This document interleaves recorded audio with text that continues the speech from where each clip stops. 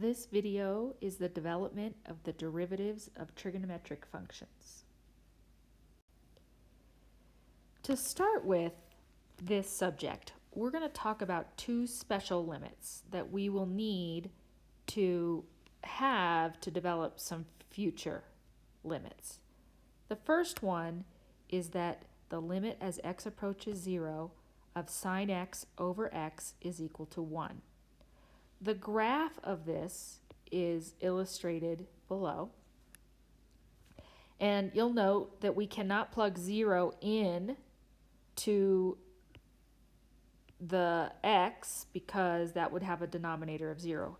But you can see from the graph, as x gets closer and closer to 0 from both sides, the function is getting closer and closer to 1, even though it's not defined at 1.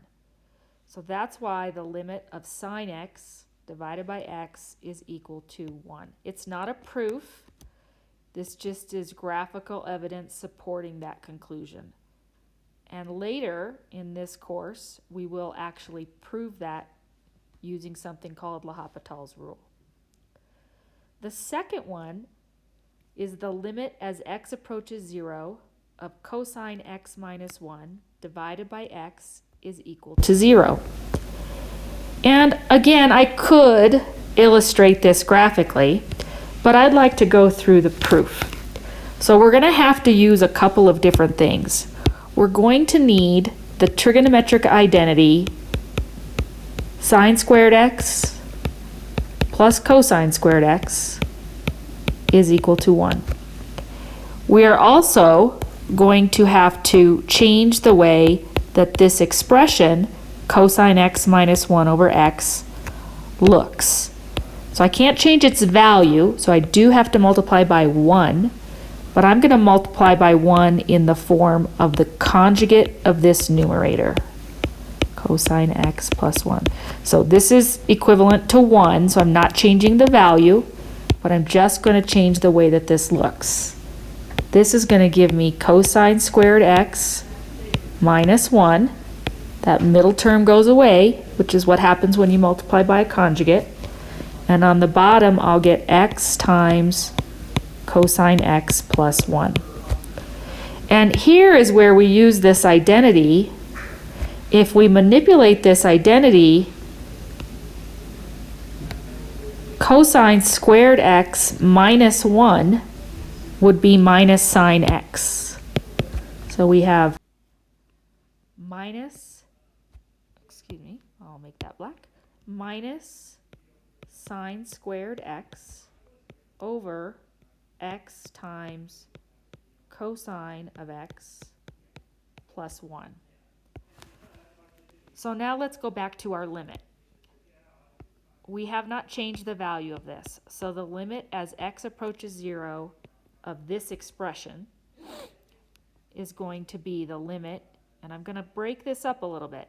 The limit of negative 1, the limit of sine x over x, so that only uses one of these signs, and the limit of sine x over cosine x plus 1.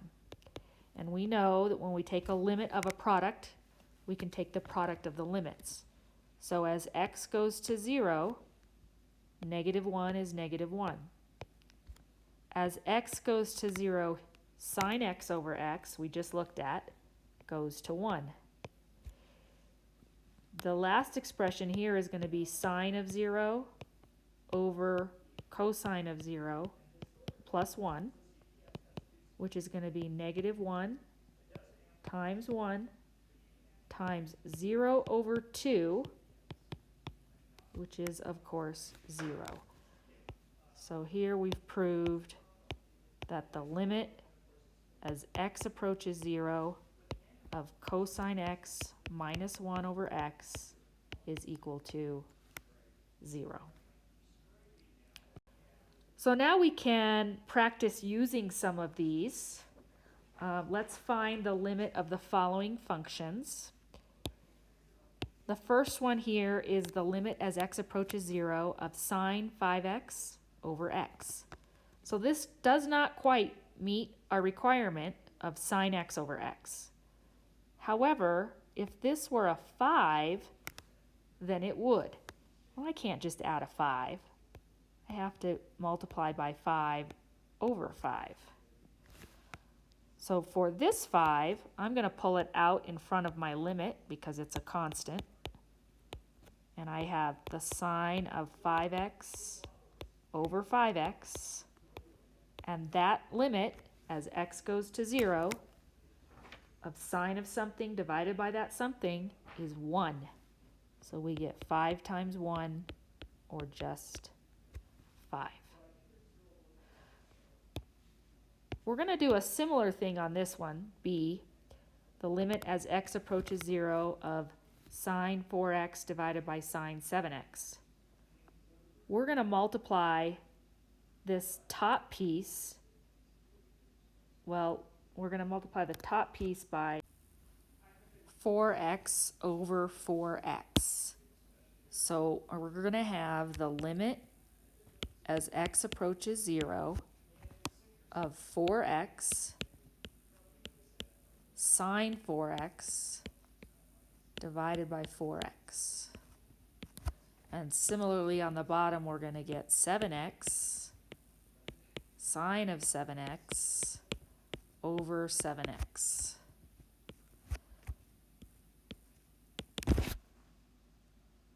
So now I'm going to factor here. This x and this x will cancel, so I don't really need that. And I'm going to pull out the 4/7. And then the limit of sine 4x over 4x is 1. And the limit of sine 7x over 7x is 1. And we end up with just 4/7. Okay, so now what about just plain old sine and plain old cosine? Well, we're going to use the definition of a derivative to come up with the definition of sine x, and then as an exercise, you can find the derivative of, oh hey, it's supposed to be cosine x, not cox. This should be cosine.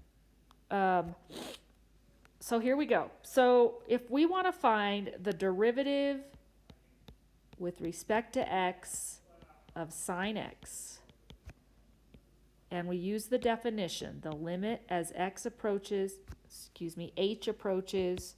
0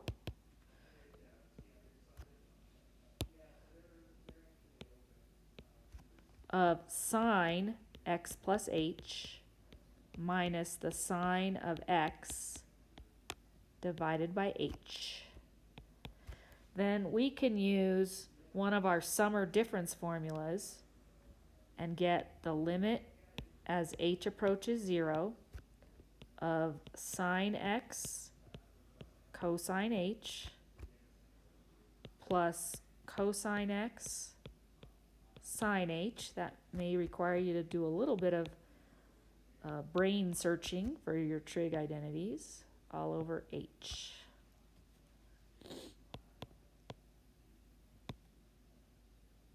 So now we have the limit as h approaches 0.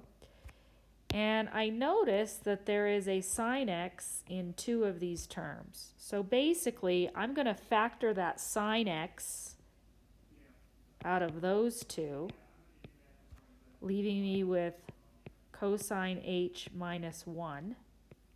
And then I still have this middle term, cos x sine h. And I'm dividing the whole thing by h, but I'm really going to write it like this. This over h and this over h. Okay, do you notice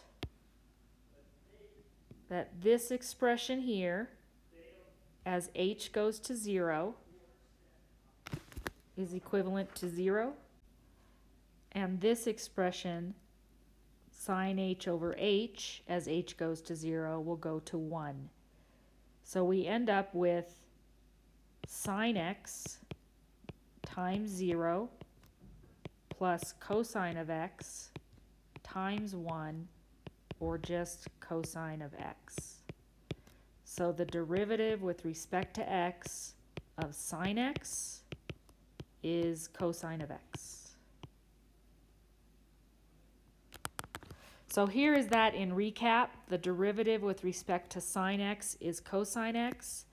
And I'm going to leave it for you as an exercise to do the proof of cosine of x.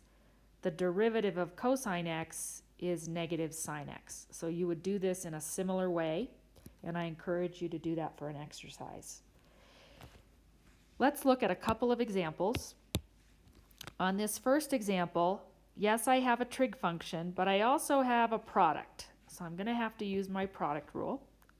And I want to take the derivative with respect to x of this expression here. So that's going to be the first times the derivative of sine, which is cosine. So that's the first times the derivative of the second, plus the second times the derivative of the first. You can leave it like that, or you might notice there's an e to the x in each one.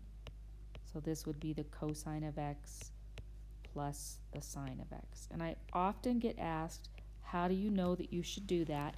And right now it's personal preference, but as we move on, you're going to know that you need to do that because you're going to have to do something else with that function. For our last example, this is very similar to the previous example. We do have a product right here. We also have a subtraction. Take a moment, pause your video, and see if you can find this derivative. I will write the answer.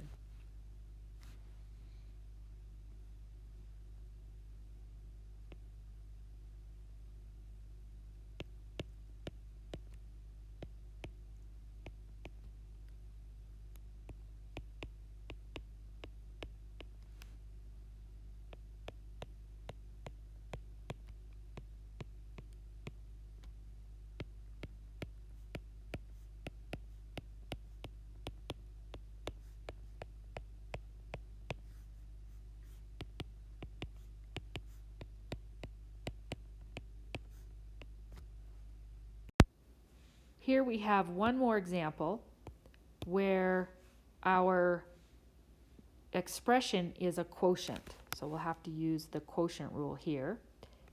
And we're going to get the derivative of 1 plus sine x divided by cosine x is the bottom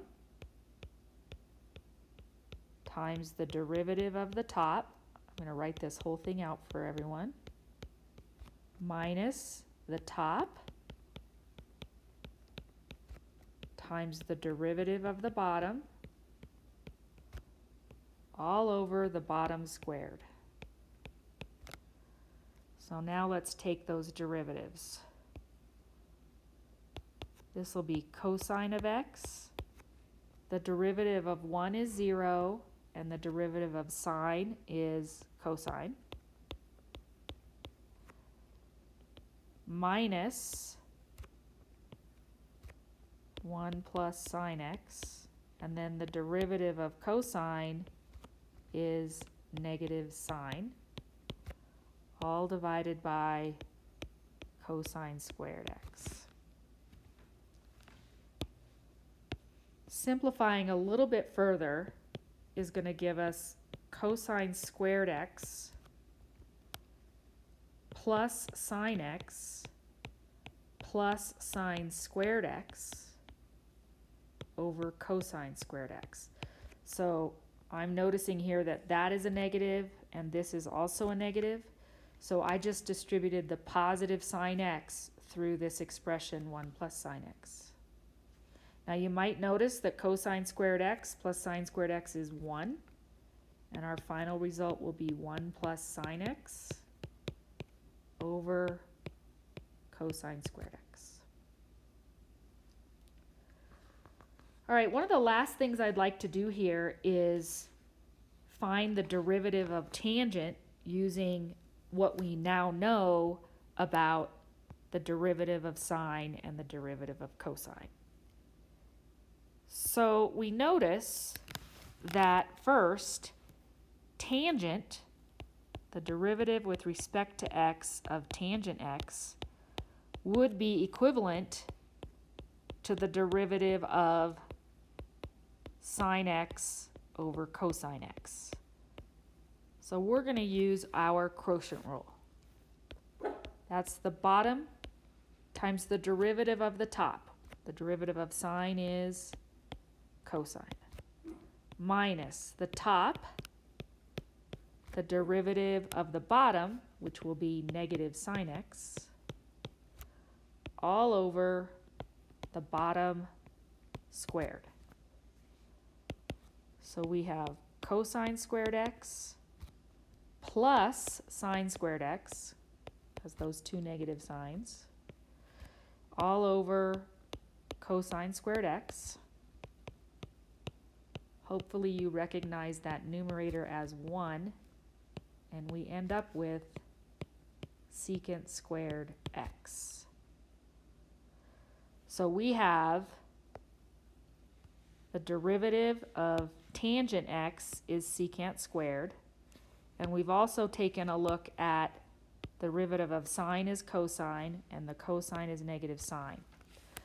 Again, I'll leave this for you as an exercise, but for each one of these reciprocal functions, for example, the derivative with respect to x of cosecant x, you could find by taking the derivative of 1 over sine x and doing what we just did previously. In the end, the derivative of secant is secant tangent. The derivative of cotangent is minus cosecant squared. And the derivative of cosecant is minus cosecant cotangent. If you are not making note cards, I highly recommend that you start and put these 6 derivatives. You can put, the derivative of cosine on one side and then the minus sign on the other. Lastly, I'd like to just take a look at higher order trigonometric derivatives, and specifically the derivative of sine x. So if we want to find the 4th derivative of sine x, we're going to start by taking the first derivative. Y prime of sine x is cosine x. Then when I take the derivative of cosine x, I get negative sine x.